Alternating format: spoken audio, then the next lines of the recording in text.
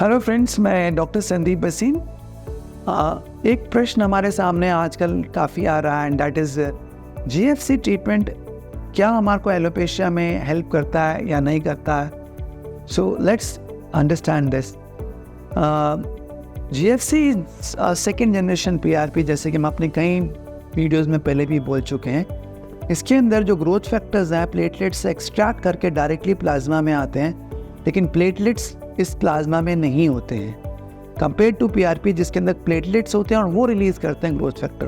तो GFC is a direct method जिसमें growth factors को दिया जाता है। ग्रोथ फैक्टर कंसंट्रेशन काफ़ी हाई होता है compare to what you get in PRP. So because growth factors are the one that are going to activate your hair, so it is comparatively more effective than PRP.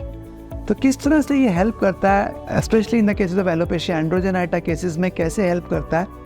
So let me tell you कि GFC के अंदर जो growth factors है ये हमारा anagen phase को prolong करता है और टीलोजन फेज को कम करता है। जब टीलोजन फेज कम होता है तो हेयर शेडिंग कम हो जाती है, क्योंकि हेयर शेडिंग डायरेक्टली डिपेंडेंट होती है टीलोजन फेज के ऊपर। एंड एनाजन फेज के अंदर the hair are thicker, shining, more natural, younger. तो ये एनाजन फेज जब बढ़ता है तो हमारे जो बाल है उनका लाइफ स्पैन बढ़ने लगता है, the texture becomes better, the density becomes better, the shine becomes better. So these are all the things that this GFC is doing. It is increasing the lifespan of the hair. It is making them more natural, more robust. It is making them more shiny. It is making them more youthful. It is making them more softer textured hair as compared to what they were before the treatment. तो ये सारे treatment के कारण अगर आप hair fall कर रहे हैं तो GFC हेल्प करेगा to get your better density of your hair. But at the same time GFC आपको बाल्डनेस में हेल्प नहीं करेगा।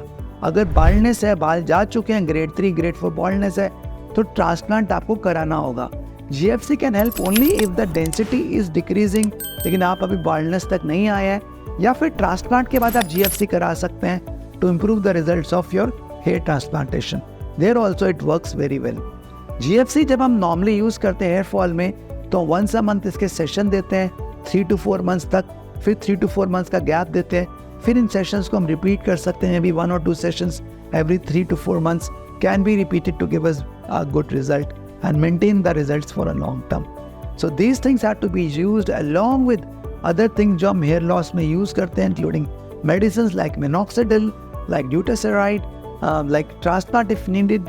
तो ये सारी चीज़ों का रोल है and GFC has got an important upcoming role that it is overtaking PRP, and maybe in future it may overtake PRP in a big way.